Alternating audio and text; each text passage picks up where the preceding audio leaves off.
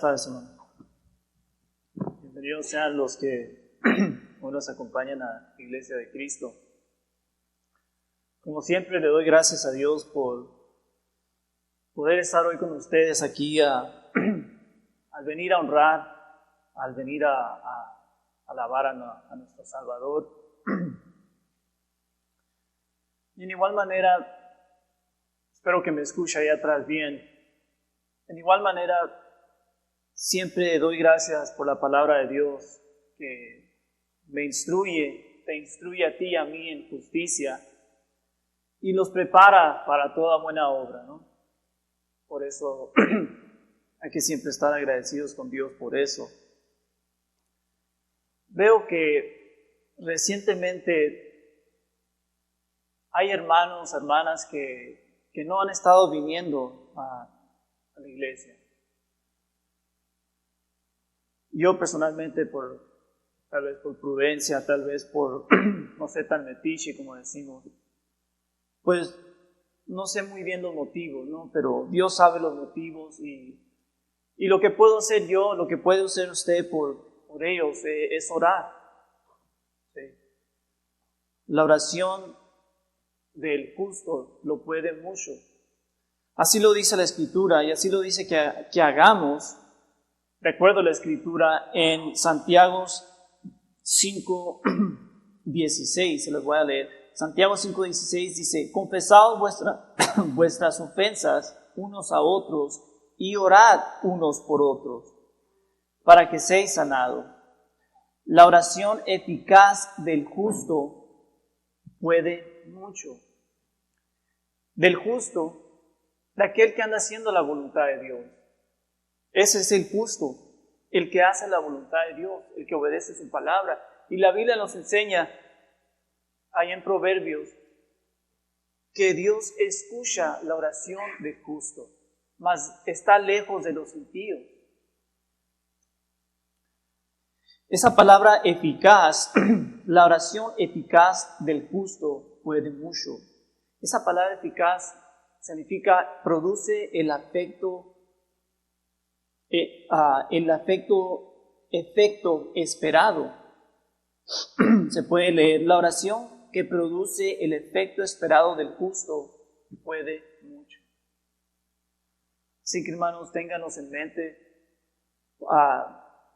en sus oraciones por aquellos hermanos que no vemos el domingo, ¿no? Como por cualquier hermano o hermana que sea. La Biblia dice: orad sin cesar. Sin parar, ora por todas las cosas. Por tu espiritualidad, por la espiritualidad del hermano, de la hermana, por el crecimiento de la iglesia. Porque de eso se trata. Estamos en el negocio de salvar almas, de traer almas a Dios. No es club.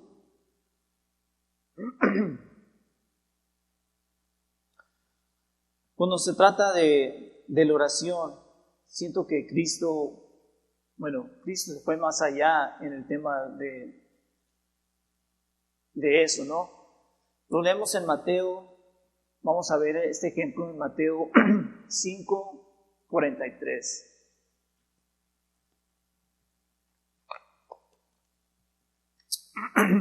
Mateo 5:43: oíste que fue dicho: amarás a tu prójimo y aborrecerás a tu enemigo. Pero yo os digo: amad a vuestros enemigos, bendecid a los que os maldicen, haced bien a los que os aborrecen y orad por los que os ultrajan y os persiguen. Esa palabra ultrajan es que los ofende. O sea, no nomás ores por ti, por tus necesidades, por las necesidades de tu familia, pero también, dice Cristo, más allá, ora por el que te ofende, ya sea con insultos, ya sea con hechos, y haz el bien al que te aborrece. Déjenme decirles que aquel que anda en una mente mundana, aquel que anda en una mente carnal, en su pensamiento carnal, no puede llevar a cabo estas palabras que Cristo nos dio. Para el hombre carnal, esto es locura. el orar por alguien que te ofendió, el pedir por aquel que te insultó. El hombre carnal, eso no existe en su pensamiento de pedir. Él va a pedir por otras cosas si es que pide, ¿no? Pero para el hombre carnal son locuras, bien lo dice la Escritura ahí en 1 Corintios 1. Que el mensaje de la cruz para él es locura. Pero ese mismo mensaje para nosotros es salvación. Por eso se requiere, hermano, hermana, que usted tenga una mente espiritual. Solamente en una mente espiritual puede llevar a cabo estas cosas. Se requiere obediencia. Primero, antes que todo, como siempre he dicho, la obediencia es la llave a todo esto lo del Evangelio, a todo esto de tu crecimiento. La obediencia es la clave. Al obedecer la palabra de Dios, obedeces la voluntad de Dios. Y así al obedecer la voluntad de Dios,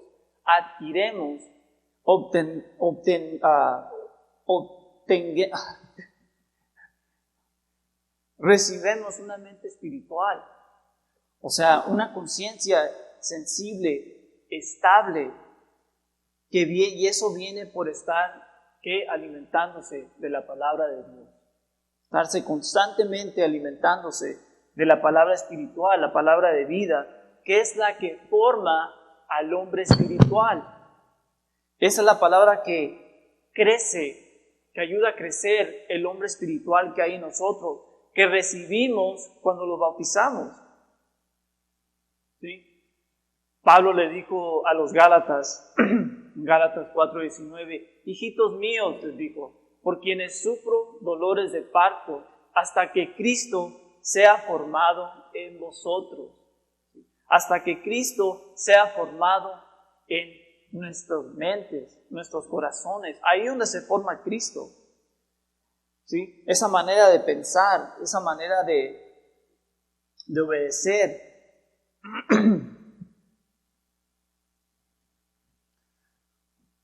Ahí del corazón del hombre. Seguimos ahí en Mateo 5, continuamos con 45. Mateo 5, 45. Para que seáis hijos de vuestro Padre que está en los cielos, que hace salir su sol sobre malos y buenos, y que hace llover sobre justos e injustos. Porque si amas a los que os aman, ¿qué recompensa tendrás? ¿No hacen también lo mismo los publicanos? Y si saludas a vuestros hermanos solamente, ¿qué haces de más? ¿No hacen también así los gentiles? Fíjense bien aquí. Si amas a aquellos que te aman, si eres amable con aquellos que son amables contigo, ¿qué hace usted de más? ¿Qué hago yo de más? Si los gentiles, aquel que tiene muchos dioses, ese es un gentil, hacen lo mismo, ¿qué me aparta a mí del gentil? ¿Qué me aparta a mí del gentil? Y es obvio la pregunta que les voy a hacer, hermanos. ¿Qué hace usted de más en su vida espiritual? Ahí está la pregunta. ¿Qué hace usted de más en su vida espiritual? Si venimos el domingo, guardamos la cena, que está bien. Venimos el martes a estudiar el libro de Romanos, está bien. Hermanos, esos son 2 días de 7 días de la semana. Nos restan 5 días, hermanos. 5 días. ¿Qué hacemos en esos 5 días? Procuramos nuestra espiritualidad. Procuras tu espiritualidad, tu crecimiento espiritual. Eso sería algo que usted necesita preguntarse a sí mismo, ¿no? Tal vez usted estudie o no estudie. El estudiar, como decía el hermano el domingo pasado, Es crucial el estudiar la Biblia. Se trata de vida o muerte estudiar la Biblia. Sí. No estoy hablando de una muerte carnal, estoy hablando de una muerte espiritual.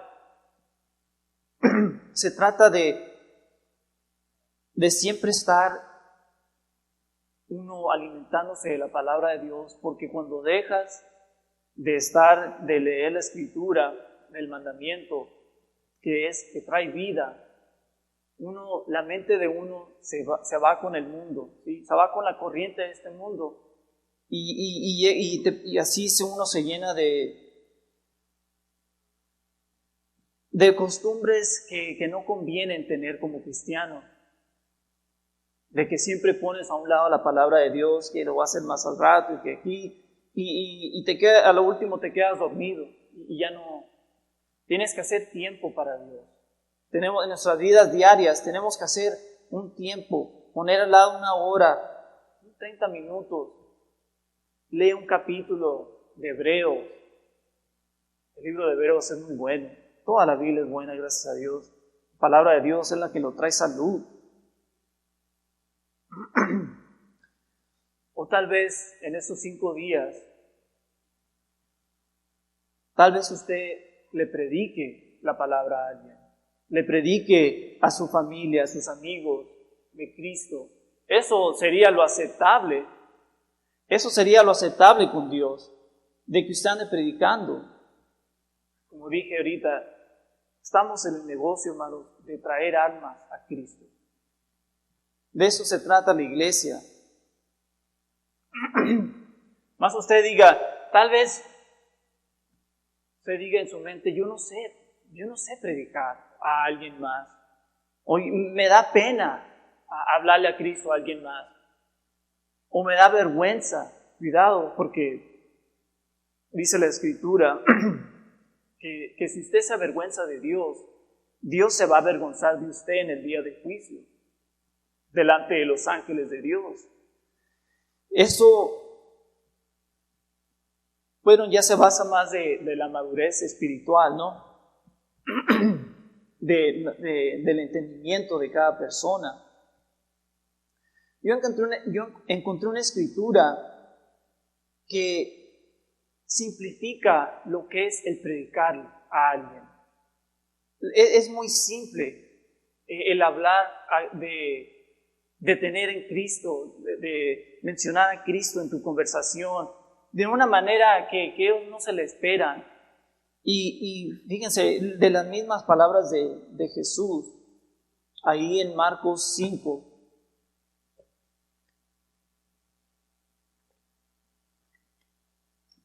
Nomás paso enfrente, se me seca la boca, hermano. En Marcos 5, aquí en Marcos 5, Jesús, antes de darle el versículo, Jesús había sanado a un endemoniado, ¿sí? Un endemoniado y quien tenía una legión de demonios. Y este hombre se dañaba con piedras, se dañaba su cuerpo y era muy fuerte. Y todos tenían miedo, le tenían miedo a él. Mas Cristo le sacó todos esos demonios. Y al ver a Cristo, los demonios se decían, los demonios sabían quién era, la imagen del Dios invisible. Dijeron, ¿a qué vienes a atormentarnos ya? Échanos mejor, le rogaron a Dios que los echara fuera y para que ellos se fueran a unos cerdos que estaban a la distancia pasteando. Y sí, Cristo les dio el permiso, ¿no? Bueno, vamos a leer ahí el versículo 14, Marcos 5, 14. Y dice, y los que apacentaban los cerdos huyeron y dieron aviso a la ciudad y en los campos y salieron a ver qué era aquello que había sucedido. Vienen a Jesús y ven al que había sido atormentado del demonio y que había tenido la legión, sentado, vestido y en su juicio cabal, sus 6 sentidos, y tuvieron miedo y les contaron los que lo habían visto cómo le había acontecido al que había tenido el demonio y lo de los cerdos, y comenzaron a rogarle que se fuera de sus contornos. Al entrar él, Jesús, en la barca, el que había estado demoniado le rogaba que le dejase estar con él, mas Jesús no se le permitió. Aquí es clave lo que le va a decir Jesús. Sino que le dijo: vete a tu casa, a los tuyos, y cuéntales cuán grandes cosas el Señor ha hecho contigo y cómo ha tenido misericordia de ti. Y se fue y comenzó a publicar en Decápolis cuán grandes cosas había hecho Jesús con él, y todos se maravillaban. Así, en igual manera, hermano, vaya usted a los tuyos, a los suyos, y cuénteles qué grandes cosas Dios ha hecho para ti. Cuénteles que Dios lo sacó del pecado de donde usted estaba muerto y lo trajo a la luz de la vida, que le dio el Espíritu Santo. Bíblicamente estamos vivos cuando hacemos la voluntad de Dios. Cuéntele que Dios los ha sacado de la esclavitud del pecado, de la esclavitud del alcohol, de las drogas, de la pornografía, de lo mundano, de cuáles cosas hoy estamos avergonzados de las cosas que hacíamos cuando estábamos en el mundo. Cuénteles que Cristo nos ha sacado de ahí. A mí personalmente, antes que yo me bautizara aquí en la Iglesia de Cristo, yo tenía muchas pesadillas. A veces que no quería ni de dormir, porque todas las pesadillas que sufría, que las sentía bien reales, ¿no? Hasta que una noche sentí como que me estaba ahogando. Era más como que si alguien me estaba ahorcando o algo así. Y después de ahí, cuando me levanté, dije, no, esto no puede ser. O sea, esa es la gota que derramó el vaso de agua, ¿no? Como decimos. No puede ser que todas las noches me esté pasando esto. Entonces yo me puse a buscar a Dios. Yo ya tenía en mente, en mi razonamiento carnal, yo sabía que Cristo iba a ser mi solución. Yo sabía todas estas cosas, pero no quería acercarme porque iba a dejar a mis amigos, porque iba a dejar a mi novia, porque iba a dejar esto y esto otro. Y al fin, gracias a Dios, Dios me ha liberado de eso. Y a veces cuando le platico a mis compañeros de trabajo, así, como dice la Biblia, siendo astuto, ¿no? Siendo astuto como la serpiente y sencillo como la paloma, meto a Cristo en mi conversación. Sin querer queriendo, les digo yo sufría de eso, de sleep paralysis que le dicen, cuando te paralizas en la noche y no te puedes mover. O sea, tu mente está activa, pero tu cuerpo no responde. Y se viene como un temor muy grande sobre ti. Me ha tocado que hablo con compañeros del trabajo y les digo, yo sufría de eso, pero ¿sabes qué? Leyendo la palabra de Dios me ayudó, le digo. O sea, el problema, la solución es Cristo.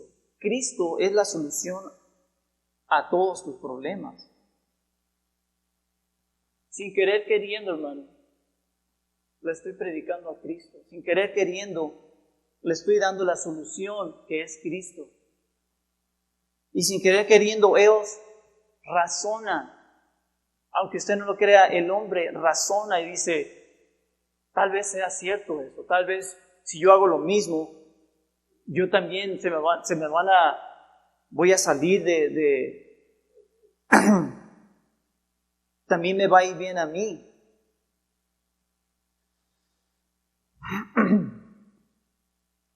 Como los digo, hermanos, son 5 días que no estamos juntos como una familia espiritual, como dijo el hermano Rulio ahorita en su oración. cuando los hermanos del primer siglo, ellos se reunían todos los días, que en la casa del fulano, que en la casa del sultano, para tener viva ese fervor, para hacer la voluntad de Dios, para tener viva esa fe. Y aquí nomás 2 días a la semana, hermano. ¿Qué estoy haciendo de más en mi vida? O tal vez somos de los que no estamos haciendo de más en nuestras vidas espirituales. Y yo creo que ahí estamos muchos, ¿no? Que apenas estamos haciendo lo mínimo, si se puede decir así. Y pues me incluyo a mí mismo. Porque para las cosas espirituales no nos gusta esforzarnos. Esa es la verdad. Tiene que estar usted consciente de la verdad. Y la verdad es que a nosotros no nos gusta esforzarnos para las cosas de Dios. Pero que no sea por lo material, que no sea por lo carnal, porque ahí sí nos esforzamos. Y ahí sí ponemos hasta de más. Tenemos, como decimos, esa mala costumbre, ¿no? Y eso es por falta de madurez. Es por falta de madurez espiritual, es por falta de visión. Porque son las cosas espirituales las que de veras nos traen paz. Hermano, ¿usted quiere paz? Lea la Biblia. Hermano, ¿usted quiere gozo? Predique el Evangelio a alguien. Y se va a dar cuenta que sobre usted, sobre su mente, su corazón, se le va a venir un gozo. Y usted va a decir, ¿dónde viene este gozo? Ese gozo viene porque usted anda cumpliendo con el mandamiento de Dios, de ir a predicar a toda criatura. ¿Sí? Es un gozo que el mundo no te da. Ese gozo es exclusivo para aquel que hace la voluntad de Dios, que predica la palabra de Dios. ¿Qué es lo más importante?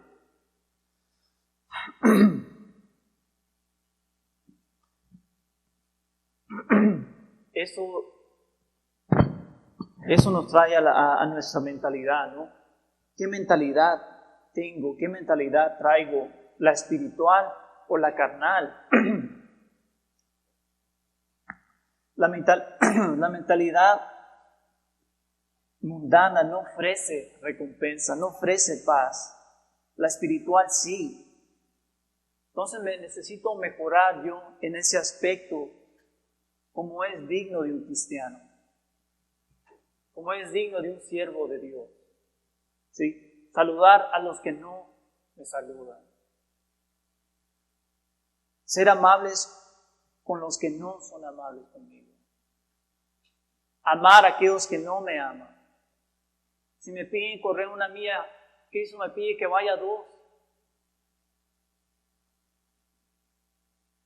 Si me piden la chaqueta, en otras palabras, dale tu saco, tu jacket. Esa es la mentalidad, hermanos, que quiero que los enfoquemos. ¿Qué mentalidad traemos? Hay una escritura que dice que nosotros tenemos la mente de Cristo. ¿Traemos la mente de Cristo? ¿O todavía traemos la mente carnal? Sí, venimos el domingo, hacemos oración, esto y esto otro, pero al salir de aquí, los persigue esa mente de Cristo a nuestra casa, en nuestras vidas diarias, en nuestros trabajos, cómo hablamos, cómo nos comportamos. Esa es la mentalidad, hermano, que uno necesita estarse chequeando, evaluándose uno como cristiano. La escritura dice que te evalúes como cristiano, a ver si estás en la fe, a ver si ando en las cosas espirituales, a ver si ando en las cosas que me van a traer recompensa. Tal vez yo me esté mintiendo a mí mismo al venir aquí. Cuando salgo de aquí ya ni me acuerdo de las cosas de Dios. Se trata de la mentalidad, hermano. Se trata de que Cristo sea formado en nuestros corazones, en nuestras mentes. como leímos en Gálatas 4:19. Se trata de tener esa mente espiritual que todo lo sufre, que todo lo aguanta. Paciencia. ¿Por qué? Porque estamos conscientes de que Dios nos está viendo, estamos conscientes de que Dios nos está juzgando y que todo está abierto para aquel a quien debemos de dar cuenta, dice Hebreos allá. Se me hace que es Hebreos 4:13 o 12. Fíjense bien lo que dice Segunda de Pedro. Me hace que esta escritura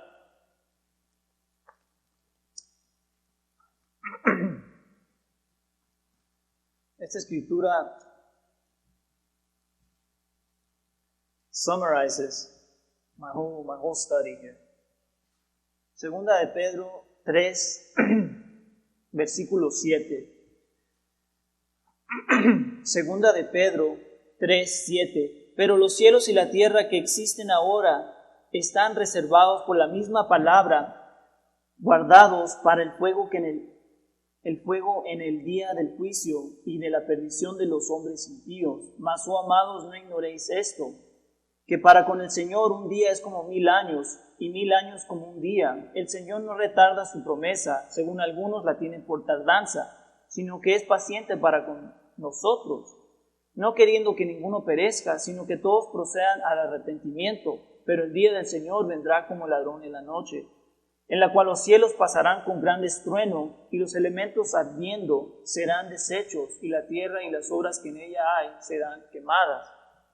Puesto que todas estas cosas han de ser desechadas, ¿cómo debéis vosotros andar en santa y piadosa manera de vivir?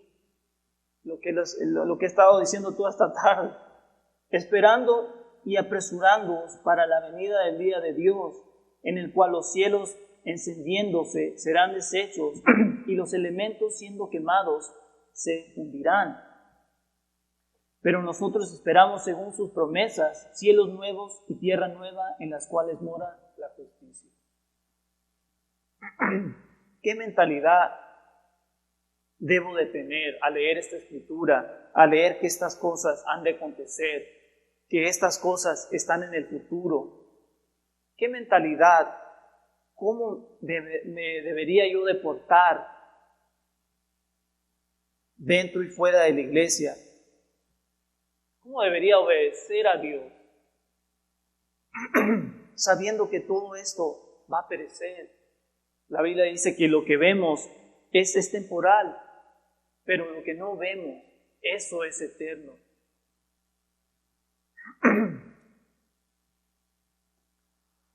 Ahora, por la fe, usted y yo pertenecemos a un reino.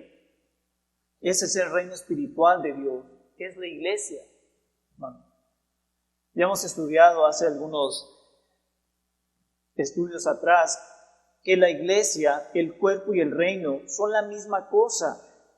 La iglesia, el cuerpo y el reino son la misma institución, y que Dios nos ha trasladado al reino, es decir, al cuerpo, la iglesia de Cristo. Como lo dice Colosenses 1:13.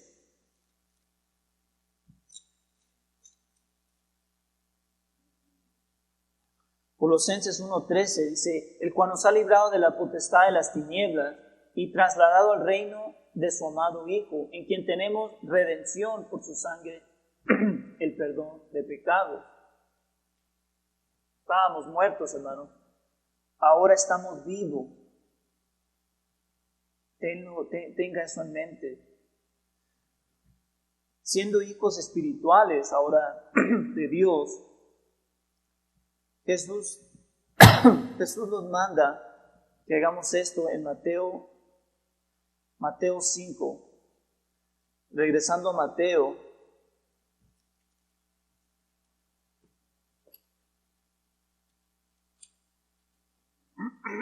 Mateo 5:14. Vosotros sois la luz del mundo. Una ciudad asentada sobre un monte no se puede esconder, ni se enciende una luz y se pone debajo del almud, sino sobre el candelero y alumbra a todos los que están en casa. Así alumbre vuestra luz delante de los hombres, para que vean vuestras buenas obras y glorifiquen a vuestro Padre que está en los cielos. Jesús es la luz. Juan 8:12. La palabra de Dios, que es Dios, es la luz. Y esa luz traemos nosotros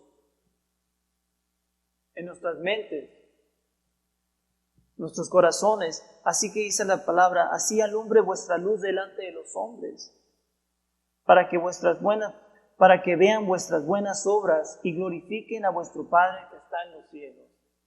Hay que predicar a aquellos hermanos que están en tinieblas, dejarles saber de esta luz, dejarles saber que hay una manera mejor de vivir, un estilo mejor de vivir,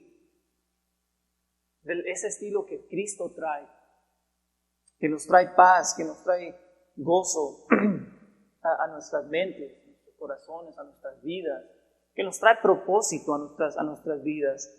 Cristo es nuestro propósito. Todo lo demás aquí se va a quedar en esta tierra. Con este pensamiento termino mi estudio, hermanos, y espero que les haya ayudado en algo. Dios los bendiga.